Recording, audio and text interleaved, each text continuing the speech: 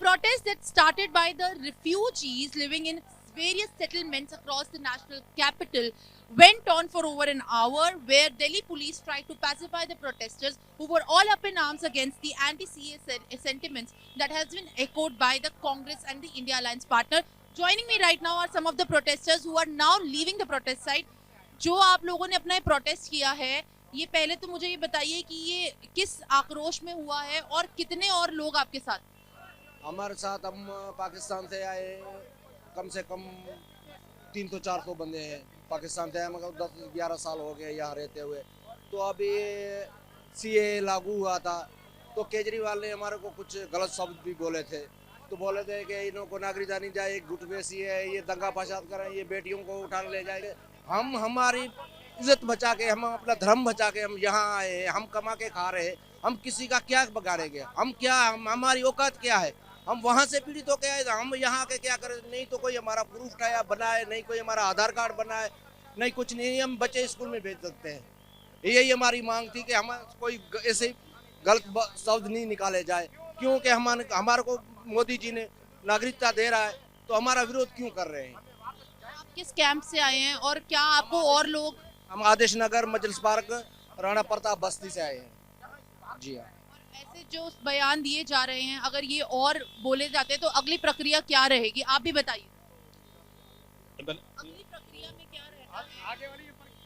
अगली प्रक्रिया ये है कि जब तक ये माफी नहीं मांगेंगे, सोनिया गांधी, राहुल गांधी और केजरीवाल, हम जहाँ जहाँ जिस गांव में रहते हैं वहाँ पे इनके पुतले फूकेंगे, वहाँ पर इनका विरोध करते रहेंगे। वहाँ पर इनको, अगर ये केजरीवाल पाकिस्तान में पैदा हुआ होता, वहाँ उसकी बहन बेटियां वहाँ पे पैदा हुई होती, इसको उसका उस क्षण का, जैसे हमारी बहन बेटियों का अपहरण कर लिया जाता था, उनके साथ बलात्कार होता है, जबरन, अब इस्लाम, तब उनको एहसास होता है कि यहाँ बैठे हुए राजनीति करते हैं। रोहिंग्या मुसलमान, रोहिंग्या और बांग्लादेशी 10 करोड़ से ज़्यादा लोग रहते हैं, 1.5 करोड़ हिंदू आ जाएंगे तो उनके ऊपर बोझ बन जाएगा। लोगों का ये भी कहना है कि केजरीवाल और जितने भी कांग्रेस के लीडर्स हैं जिन्होंने ये स्टेटमेंट दी है, वो ये मुस्लिमों के साथ एक तरीके से जाती हो रही है, इस वजह से ये कहा गया। मैं आपसे पूछना चाहता हूँ, मुस्लिमों की 54 कंट्री है, वो किसी भी देश में जा सकते हैं।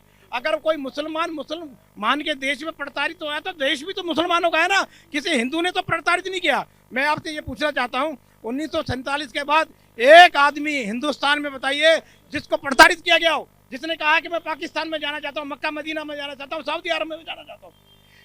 हम वहाँ प्रताड़ित हो रहे, हम हिंदुस्तान में नहीं आएंगे तो कहाँ जाएंगे? वहाँ पर तो आप लोगों ने अपना ज्ञापन दिया? हमने अपना ज्ञापन दिया। हम अभी जहाँ जहाँ दिल्ली के अंदर जहाँ जहाँ लोग रहते थे, ये शॉर्ट नोटिस में अभी इतने लोग इकट्ठे हुए।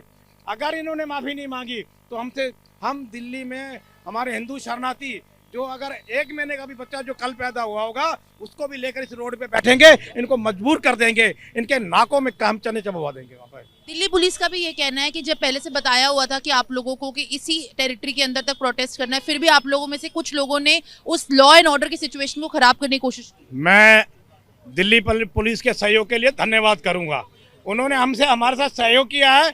मैं मानता हूं कि यह धारा 144 लगी हुई थी, पर हम करें क्या? हिंदुस्तान में रहकर केजरीवाल हमें गाली दे, हमें बलात्कारी बताए, हमें बदमाश बताए, हमें चोर बताए, तो हम क्या करेंगे? हम घुसेंगे, इससे भी ज्यादा करेंगे अगर इन्होंने माफी नहीं मांगी तो।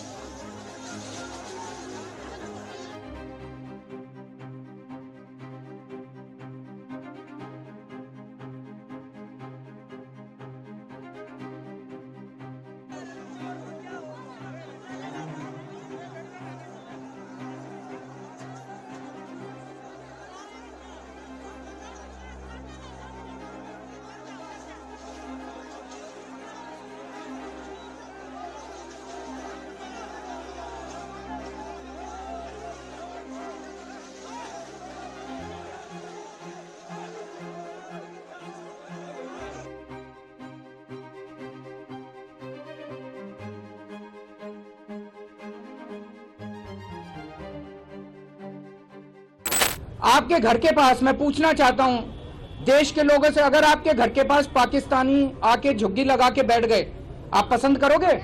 कितने लोग पसंद करेंगे? बांग्लादेश से, पाकिस्तान से अगर झुग्गी लगा के आपके, पता नहीं वो कौन लोग हैं, क्या हैं, सारी कानून व्यवस्था चरमरा जाएगी, चोरियां, डकैतियां, बलात्कार बढ़ेंगे हमारे देश के अंदर, पूरी कानून व्यवस्था, और पता नहीं कैसे कैसे लोग आएंगे वहां पे। सुरक्षा व्यवस्था, हमारे देश की सुरक्षा व्यवस्था का क्या होगा? चारों तरफ दंगे फैल जाएंगे। ये क्यों लाए हैं कानून?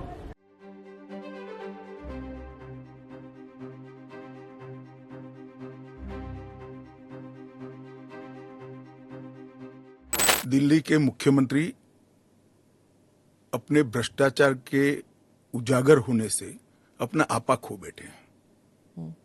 उनको मालूम नहीं है कि ये सारे लोग आ चुके हैं, आज भारत में ही रह रहे हैं, सिर्फ इनको अधिकार नहीं मिला है, वो अधिकार देने की बात है।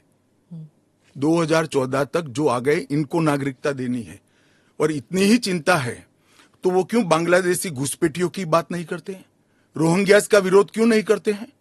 क्योंकि वो वोट बैंक की पॉलिटिक्स कर रहे हैं।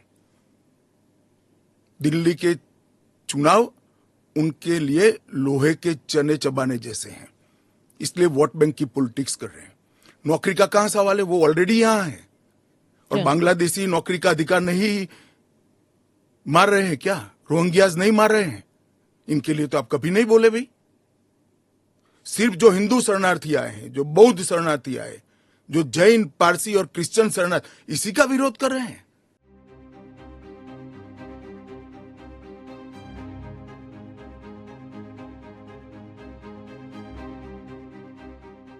राहुल गांधी जो न्याय यात्रा में बार बार सीए भी उठा रहे हैं और बाकी विषयों पर भी सरकार पर आरोप लगाते हैं कि अपनी विफलताओं को छुपाने के लिए कभी सीए लागू कर रहे हैं। मेरा तो आपसे कभी रिक्वेस्ट है जी, कांग्रेस में आपकी अच्छी खासी पहुंच है, इस विषय पर राहुल जी से एक बार चर्चा कर डिटेल पूछ लो जरा। वो चर्चा नहीं कर रहे ना, वो मीडिया को वहां पर कह रहे हैं कि मीडिया जो है वो चर्चा नहीं करना चाहती क्योंकि वो हमारे हाथ बंधे हुए हैं, हमारा मुंह बंद है। नहीं, मगर इस कमरे में बैठकर आपको इंटरव्यू करे सीए पर और समझाए, जो वो बोल रहे हैं वो इतना समझा दे जनता को। राजनीति के अंदर आपके निर्णय को जस्टिफाई करने की जिम्मेदारी आपकी होती है। जैसे मेरी सरकार का फैसला ऐसी है, इसके बारे में मेरी पार्टी के तर्क, मेरी गवर्नमेंट के तर्क, और क्यों ये देश के हित में है मुझे समझाना पड़ता है। जरा राहुल गांधी जी आपके इसी कमरे में आकर देश को समझा दे कि क्यों विरोध में है।